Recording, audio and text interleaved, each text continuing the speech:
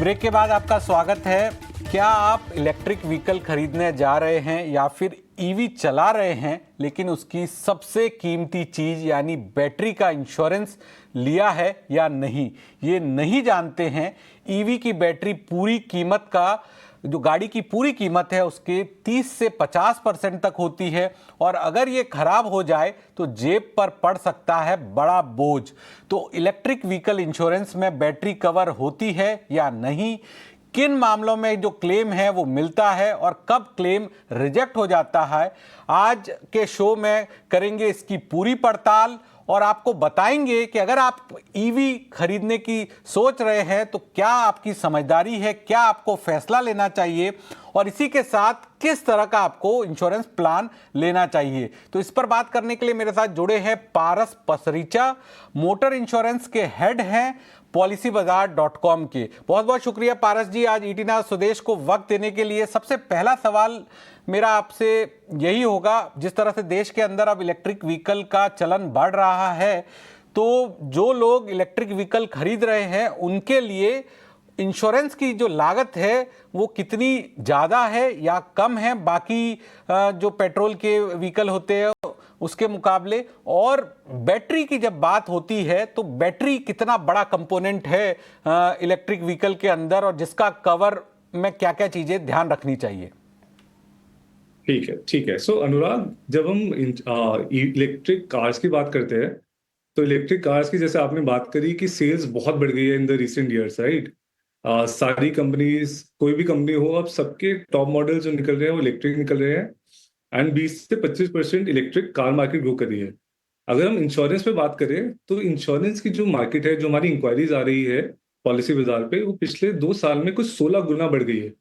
तो ईवी की इंश्योरेंस को लेकर देयर आर लॉट ऑफ, बहुत सारे क्वेश्चंस है, बहुत सारे सवाल है लोगों के, तो उनको मैं कुछ आंसर करूंगा।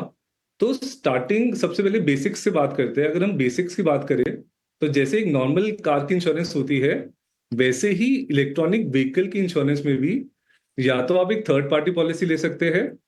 थर्ड पार्टी पॉलिसी आपको कवर करती है अगर आपकी गाड़ी की वजह से किसी और इंसान को या प्रॉपर्टी को कुछ डैमेज हो जाता है, तो ये थर्ड पार्टी कवर होता है। ये लॉ से मैंडेटरी होता है। ईवी में एक चीज अच्छी है कि यहाँ पे जो आपका प्रीमियम है फॉर द थर्ड पार्टी वो 15% कम होता है। ठीक है। अपार्ट फ्रॉम ये थर्ड पार्टी के अलावा जो आप दूसरी पॉलिसी जो आपको ज्यादा कंसिडर करनी चाहिए, बिकॉज इलेक्ट्रॉनिक व्हीकल महंगा होता है, इलेक्ट्रिक कार्स भी महंगी होती है, और हमें ये भी डर होता है कि उनको कुछ डैमेज ना हो जाए, तो हमें एक कॉम्प्रिहेंसिव पॉलिसी देखनी चाहिए। कॉम्प्रिहेंसिव पॉलिसी, जैसे कि नाम से ही समझ आता है कि इसमें आपको दोनों कवर मिलते हैं। आपकी अपनी गाड़ी को कुछ डैमेज होता है तो इसमें वो भी कवर्ड होता है, एंड अगर आपकी वजह से किसी थर्ड पार्टी को डैमेज होता है तो वो भी कवर्ड होता है। तो एक इलेक्ट्रॉनिक व्हीकल के लिए अंदर दोनों कवर एक मिलते हैं, तो कॉम्प्रिहेंसिव आपसे पॉलिसी मैं बहुत समझना इंपॉर्टेंट चाहूंगा है। कि कॉम्प्रिहेंसिव कवर में अगर हम बात करें तो 1.5 लाख का अगर कोई व्हीकल है, इलेक्ट्रिक व्हीकल हमने देख लिया, और उसी तरह से वो नॉन इलेक्ट्रिक व्हीकल है, तो 1.5 लाख के व्हीकल के अंदर जो ओडी का कंपोनेंट है, ओन डैमेज का कंपोनेंट है, वो इलेक्ट्रिक व्हीकल में और नॉन इलेक्ट्रिक व्हीकल में कितना फर्क होगा, जबकि मैं प्राइस मान रहा हूं कि दोनों जो व्हीकल है उसकी 1.5 लाख की ही कीमत है। थर्ड पार्टी में तो आपने बता दिया कि इलेक्ट्रिक व्हीकल के अंदर जो प्रीमियम है वो 15% कम होगा, लेकिन जो ओन डैमेज के अंदर कंपोनेंट है उसमें प्रीमियम कितना अलग होता है। तो इस सवाल के जवाब के लिए ओन डैमेज की जब हम बात करते हैं इलेक्ट्रिक व्हीकल में सॉरी, यहाँ पे एक बहुत इंपॉर्टेंट चीज है कि इस पे ना पिछले 2-3 साल से इंश्योरेंस कंपनीज का एक्सपीरियंस बनने लग गया है। तो पहले ये जरूर होता था कि इलेक्ट्रिक कार की जो होता था इंश्योरेंस ओन डैमेज महंगी होती थी, बट अब वो चीज नहीं है। अब अगर हम सेम आईडीवी पे, जैसे आपने 1.5 लाख पे बात करा, तो उनपे ओन डैमेज का प्रीमियम लगभग 5 से 10% का ही फर्क रह गया है, उससे ज्यादा नहीं आता। अगर हम एक एक पर्टिकुलर मॉडल की बात करें, जो टाटा नेक्सॉन है फॉर एग्जांपल, उसका 10 लाख का आईडीवी पेट्रोल का आता है, 15 लाख का आईडीवी टाटा नेक्सॉन का इलेक्ट्रिक व्हीकल का आता है। तो वहां पे प्रीमियम में डिफरेंस सिर्फ 30,000 वर्सेस 24,000 है, तो 5,000 रुपये का फर्क है। बस उसमें भी आपको ज्यादा कवरेज मिलती है। तो अब जो ओन डैमेज है उसके प्रीमियम में बहुत ज्यादा अंतर नहीं रहा। जहां पे अंतर आता है वो आता है जब हम बैटरी की प्रोटेक्शन के लिए अलग से कवरेज लेते हैं, विच इज वेरी इंपॉर्टेंट, जो आपने पहले भी बात करी थी। उसके लिए इसमें एडिशनल प्रीमियम लगता है। ओन डैमेज में तो ज्यादा डिफरेंस इलेक्ट्रिक नहीं व्हीकल आता। ले रहे हैं तो उनको ये ध्यान रखना चाहिए कि ओन डैमेज कवर में बैटरी प्रोटेक्शन शामिल नहीं होता है, और बैटरी प्रोटेक्शन के लिए आपको अलग से कवरेज लेना होता है। क्या वो एड ऑन कवर के रूप में माना जाता है, और उसके बाद प्रीमियम और कितना बढ़ जाता है? क्योंकि जो नए लोग हैं जो पहली बार इलेक्ट्रिक व्हीकल ले रहे हैं और वो जो पहली बार इंश्योरेंस ले रहे होंगे, उन्हें इतनी जानकारी नहीं होगी। वो मान के चलेंगे कि अगर वो कॉम्प्रिहेंसिव पॉलिसी ले रहे हैं तो तमाम चीजें उस कॉम्प्रिहेंसिव पॉलिसी के अंदर कवर होगी। तो बैटरी के लिए आपको अलग से प्रोटेक्शन लेना पड़ेगा, अलग से कवर लेना पड़ेगा, आप ये कहना चाहते हैं? हाँ जी, सो कॉम्प्रिहेंसिव पॉलिसी में आपको कवरेज मिलती है अगर आपका एक्सीडेंट होता है तो वहां पे आपको कॉम्प्रिहेंसिव पॉलिसी प्रोटेक्ट करेगी। बट अगर आपका एक्सीडेंट नहीं होता, और जैसा कि आपने कहा था कि बैटरी का कॉस्ट जो है वो ऑलमोस्ट 50 से 60% ऑफ द व्हीकल आता है। एंड बैटरी को जो डैमेज हो सकता है वो जरूरी नहीं है कि सिर्फ एक्सीडेंट की वजह से हो, वो मल्टीपल अदर रीजंस की वजह से भी हो सकता है। जैसे कि मैं अगर कुछ एग्जांपल बताऊं आपको, तो ये बहुत बहुत पॉसिबल है। एंड बहुत सिनारियोस में हम देखते भी है, हमारी सिटीज में भी काफी फ्लडिंग हो जाती है, पानी भर जाता है, उसकी वजह से वाटर इंग्रेशन हो जाता है, बैटरी डैमेज हो जाती है। एक दूसरा सिनारियो हो सकता है कि अगर कुछ शॉर्ट सर्किट हो गया, इसको आप चार्ज करेंगे, चार्ज करते हो शॉर्ट सर्किट होता है, या कुछ आपके पावर सर्ज हो जाता है जिसकी वजह से खराब हो जाती है। तीसरा, हमने इलेक्ट्रिक व्हीकल में ये भी देखा है कि कई बार इनमें आग भी लग जाती है, कुछ एक्सोथर्मल रिएक्शंस जो इंटरनल कार के कंपोनेंट्स में ही हो जाते हैं, जिसमें आपकी कोई गलती नहीं होती। तो अगर ये सारे सिनारियोस को आपको कवर करना है तो इसके लिए एक आपको एडेड बैटरी कवर लेना पड़ता है। उस बैटरी कवर में ये सारे सिनारियोस कवर्ड होते हैं, तो आपको कोई टेंशन लेने की जरूरत नहीं है कि एक्सीडेंट में तो कॉम्प्रिहेंसिव आपको प्रोटेक्ट करेगा ही। बट अगर एक्सीडेंट के अलावा भी आपकी बैटरी जो 50 से 60% ऑफ द कॉस्ट है व्हीकल का, वो पूरा कवर्ड हो जाता है। आजकल इंश्योरेंस कंपनी से इनफैक्ट इसमें और भी आगे जाकर और फीचर्स भी डाल दिए हैं, जैसे कि ये तो हमने बात कर ली बैटरी की, बट जब बैटरी को डैमेज हो रहा है तो ये भी हो सकता है कि उसके साथ जो चार्जर्स आए हैं, जो उनका कंपोनेंट्स आए हैं, जो उनका पूरा स्टेशन आता है जिसपे चार्जर लगता है, ये सारी चीजें भी अब कवर्ड हो जाती है, क्योंकि ये भी 5 से 10% of the cost of vehicle में आ जाती है। तो ये तो सारी कवरेज आप कवरेजेस कह आप रहे ले हैं, सकते हैं इंश्योरेंस कवरेज जो और कॉस्ट बैटरी का एडेड होगा। आपने बताया है, तो उसका कितना परसेंटेज अतिरिक्त प्रीमियम होगा? ओन डैमेज का जो प्रीमियम है उसके हिसाब से अतिरिक्त प्रीमियम कितना देना होगा बैटरी के तो कवरेज के लिए, अगर परसेंटेज टर्म में आप हमारे दर्शकों को बता पाए तो? हाँ जी, सो इसका प्रीमियम जो है ये वेरी करता है basis from 0.2% to 0.4% of the car value IDV. तो अगर हम 10 लाख की गाड़ी की बात करते हैं तो ये 2 से 4 हजार रुपए के बीच में प्रीमियम आना चाहिए। इसमें भी डिपेंड करता है कि आपकी गाड़ी कौन सी है, उसका एक्सपीरियंस कैसा है। कि जैसे अब नई गाड़ी आ रही है, उसमें वाटर इंग्रेशन का बहुत ध्यान रखा जाता है, शॉर्ट सर्किट का भी उनको एक्सपीरियंस बिल्ड हो गया कि किन सिनारियोज में हो सकता है। तो वहां पे उन्होंने मैन्युफैक्चरर ने ही चेंजेस कर दिए हैं, तो वो एडवांटेज आपको दिखेगी। बट कुछ गाड़ियां हैं जिनका एक्सपीरियंस अच्छा नहीं है, तो वहां पे ये जो 0.4% का नंबर है, जो 4 हजार रुपये है, वो थोड़ा सा बढ़ के 5-6 हजार तक भी जा सकता है। लेकिन कई सारी जो बैटरीज होती है जो इलेक्ट्रिक व्हीकल के अंदर, वहां पे 10 साल की गारंटी, 5 साल की गारंटी दी जाती है कंपनी के द्वारा, बैटरी प्रोवाइडर के द्वारा। तो वहां पर भी आपका कहना है कि इंश्योरेंस लेना चाहिए, क्योंकि उस बैटरी की गारंटी तो कंपनी दे रही है? सर वो बिल्कुल, बैटरी की गारंटी तो बहुत जरूरी है। बैटरी गारंटी आई थिंक 10 साल की भी दे रही है मैन्युफैक्चरर, सब कुछ। मैन्युफैक्चरर तो अनलिमिटेड भी बोलने की तरफ जा रहे हैं उसको। बट इसमें जो बैटरी की गारंटी में कवर्ड होता है ना, या वारंटी में कवर्ड होता है, वो कवर्ड होता है कि जो नॉर्मल वेयर एंड टीयर की वजह से या मैन्युफैक्चरर की फॉल्ट की वजह से कुछ हुआ, तो वो वाले सिनारियोज आपके वारंटी में कवर्ड हो जाते हैं। बट जो चीजों की मैंने बात करी कि शॉर्ट सर्किट हो गया आपकी सोसाइटी में या जहाँ पे आप चार्ज करते हैं, या पानी भर गया जिसमें आपने गाड़ी आपकी पानी में चलानी पड़ गई आपको, जिसकी वजह से गाड़ी खराब हो गई, तो वो सारे सिनारी वारंटी में कवर्ड नहीं होते, बिकॉज वो मैन्युफैक्चरर की गलती नहीं है, it's because of some other कुछ और वजह से हुआ है। एक चीज, जिस तरह से आपने पानी भरने की बात कही, तो दर्शकों के लिए मैं आपसे समझना चाहूंगा, क्योंकि ये बारिश का वक्त भी आने वाला है, मॉनसून की शुरुआत हो रही है। क्या जो क्लॉज है इंश्योरेंस कंपनियां लगाती है कि अगर बेसमेंट पार्किंग के अंदर पानी भर गया और तब आपने गाड़ी चालू कर दी और इंजन को डैमेज हो गया, तब क्लेम मिलेगा? या फिर पानी भरने के बाद आपने गाड़ी को धक्का देके आगे किया और फिर गैरेज में ले गए, तो वहां पर क्लेम मिलता है? तो ये अगर आप एक क्लैरिटी दे पाए, हमारे जो करोड़ों दर्शक अभी आपको सुन रहे हैं, तो मॉनसून के सीजन में कई सारे लोगों के जो क्लेम रिजेक्ट हो जाते हैं, उन्हें मदद मिल पाएगी। ठीक है, ठीक है। इसमें इसमें आपको दो तीन सिनारियो लेके समझाता हूँ। तो एक सिनारियो कि मैं ऑफिस से घर आ रहा हूँ और वहां रास्ते में पानी जमा हो गया है बिकॉज ऑफ मानसून या फ्लडिंग हो गई है। इस सिनारियो में मेरी तरफ से एज अ कस्टमर कुछ नेग्लिजेंस नहीं है, मैं रोड पे गाड़ी चला रहा हूँ। एंड नाउ अगर कुछ खराब हो जाता है व्हीकल में, बैटरी में, तो वो कवर्ड होगा। दूसरा सिनारियो लेते हैं जिसपे आपने बात करी कि मेरी गाड़ी जो है वो बेसमेंट में खड़ी हुई है, वहां पे पानी जमा हो गया, राइट। अब वो पानी जमा हुआ पर मैंने गाड़ी नहीं चलाई, मैंने पानी पानी को निकलने दिया। उसके एक दिन के बाद मैंने गाड़ी को बाहर निकाला जब पानी निकल चुका था। तो इस सिनारियो में भी अगर खराब होती है बैटरी तो कवर्ड होगी। तीसरा सिनारियो लेते हैं कि पानी नहीं निकला था या मैंने कुछ नेग्लिजेंस करी कि मैं जान के मैंने जाके गाड़ी को ऑन कर दिया जब पानी भरा हुआ था ऑलरेडी। उस टाइम पे इंश्योरेंस कंपनी क्लेम को डिनाई कर सकती है, जरूरी नहीं है कि क्लेम डिनाई होगा। केस टू केस बेसिस पे इसको इवैल्यूएट किया जाएगा, but there is a possibility कि ये बोला जा सकता है कि आपने गाड़ी को जब वो पानी भरा हुआ था आपने खुद से जाके ऑन करा, शायद जिसकी जरूरत नहीं थी, जिसकी वजह से डैमेज हुआ है। और शायद उस क्लेम को देखा जाएगा।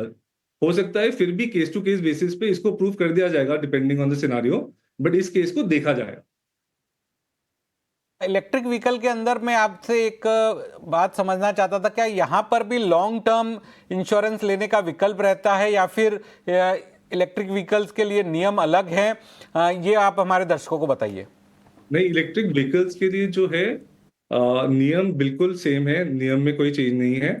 आप जब नई गाड़ी लेते हैं तो आप 1 year plus 1 year own damage plus 3 year third party ले सकते हैं। उसके अलावा आप 3 ईयर की overall third party plus own damage भी ले सकते हैं।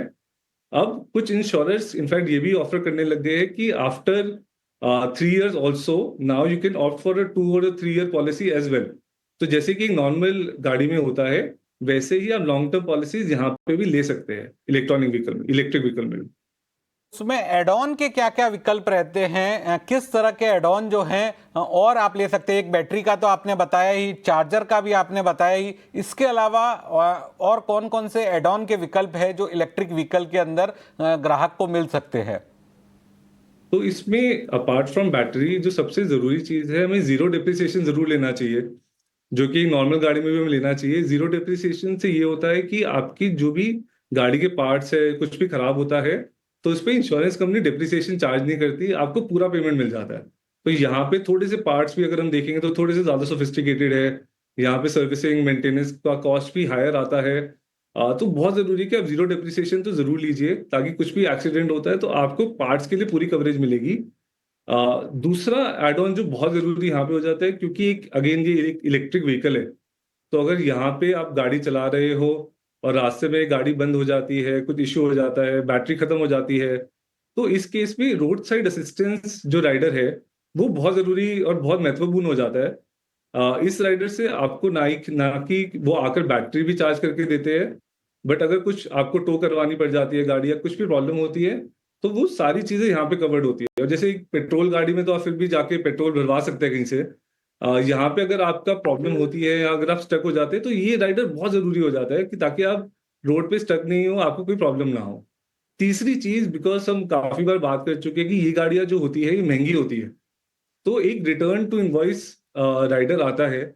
इस राइडर से ये होता है कि अगर आपकी गाड़ी को फ्यूचर में भी कुछ थेफ्ट हो जाता है या टोटल लॉस हो जाता है, तो नॉर्मली एक इंश्योरेंस पॉलिसी में आपको आईडीवी मिलती है, which is the depreciated value of the car. वो हर साल 10% से रिड्यूस होती रहती है।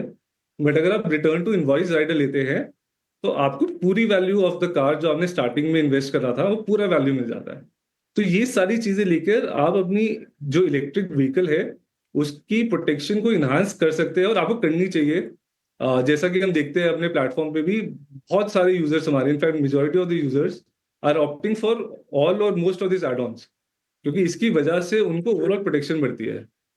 आप बता रहे हैं कि जो नए पॉलिसी होल्डर्स है वो एडॉन्स की तरफ जा रहे हैं, लेकिन जो एडॉन्स की आपने बात करी और डेप्रिसिएशन, जीरो डेप्रिसिएशन की पॉलिसी की बात करी, तो जीरो डेप्रिसिएशन की पॉलिसी है, फिर मैं एक बार आपसे उदाहरण के जरिए समझना चाहूँगा। 10 लाख की आईडीवी की गाड़ी है और वही इलेक्ट्रिक है और नॉन इलेक्ट्रिक है, तो जीरो डेप्रिसिएशन में नॉन इलेक्ट्रिक के मुकाबले इलेक्ट्रिक के अंदर प्रीमियम कितना बढ़ जाएगा, अगर आप बता पाए, क्योंकि आपने ये कहा कि इलेक्ट्रिक व्हीकल के अंदर जो कंपोनेंट्स होते हैं वो थोड़े स्पेसिफिक होते हैं, स्पेशल होते हैं और इनकी वैल्यू ज़्यादा होती है, तो जीरो डेप्रिसिएशन जब आप लेंगे तो प्रीमियम आपका कितना ज़्यादा बढ़ जाता है?